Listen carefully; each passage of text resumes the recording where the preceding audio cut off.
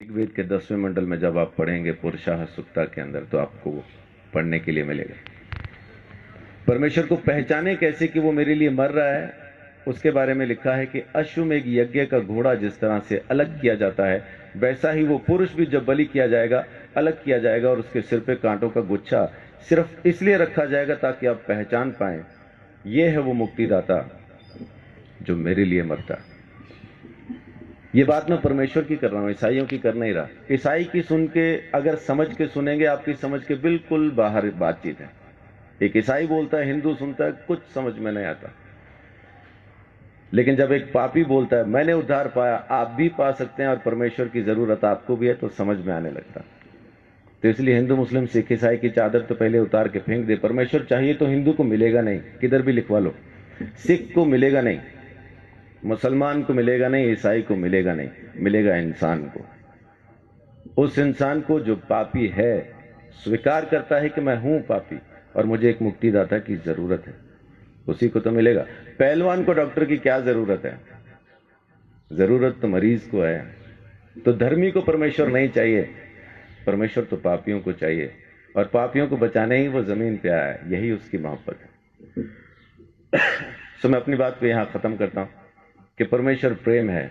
Bible के अंदर लिखा है, पहला यूहन्ना की पत्री में 4 अध्याय में लिखा है कि परमेश्वर प्रेम है।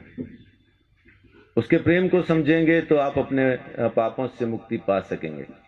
दोबारा जन्म होना नहीं है आपका। माफ कीजिए, एक चीज ये छोटी सी क्लियर करके मैं अपनी बात को खत्म करूंगा, क्योंकि अपन को शैतान ने एक वहम में डाला हुआ है कि इस जन्म में नहीं तो अगले में मुक्ति हो जाएगी, इसलिए अपन आराम से बैठे। कहने वाले ने कहा था काल करे सो आज कर, आज करे सो अब, पल में प्रलय होगी, बहुरी करेगा कब। लेकिन शैतान ने बोला आज करे सो काल कर, काल करे सो परसों। इतनी जल्दी क्या पड़ी है जब जीना है बरसों। बच्चे, आपका नाम क्या है? ध्रुव। आपके बच्चे कहाँ हैं? अजीब सवाल है। उम्र क्या है आपकी? 9 साल के बच्चे से मैं पूछ रहा हूं कि आपके बच्चे कहाँ हैं? आम के पेड़ पे जो मई जून में आम लगने हैं, इस वक्त कहाँ हैं? बहुत बहुत शुक्रिया। गुरुजी कहते हैं आम में, उसी पेड़ में वो आम है जो मई जून में दिखाई देंगे। तो ध्रुव के बच्चे कहाँ हैं? ध्रुव में।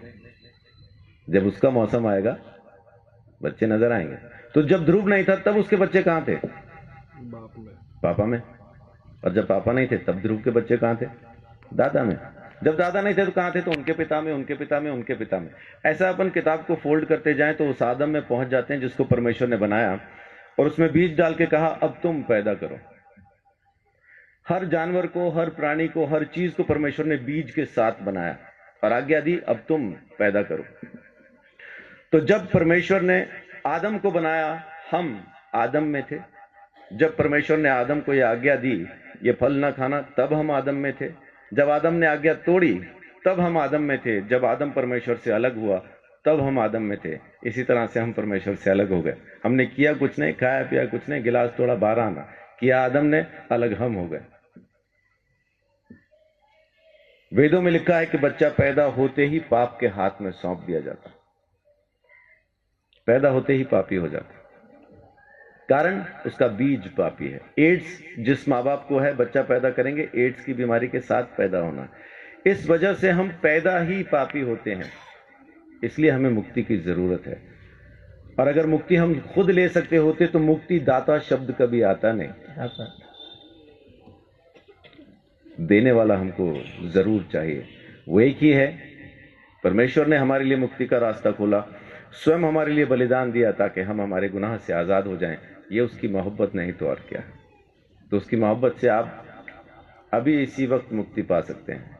आपको जन्मों का इंतजार करना नहीं, क्योंकि यही एक जन्म है, दोबारा होगा नहीं। आज के बाद दोबारा हम कभी पैदा नहीं होंगे। ये पहला और आखिरी जन्म है। मुक्ति मिलेगी तो अब, नहीं मिलेगी तो कभी नहीं। सो परमेश्वर प्रेम है, उसके प्रेम को समझें, उसके दिए हुए उद्धार को समझें। यीशु मसीह ने मेरे लिए मेरे सारे दंड को सह लिया और मेरे गुनाहों से मुझे आजाद किया। ये काम उसने आपके लिए भी किया है, बस आपको स्वीकार करना है। परमेश्वर आप सबको बहुत आशीष दे। बड़ी बात।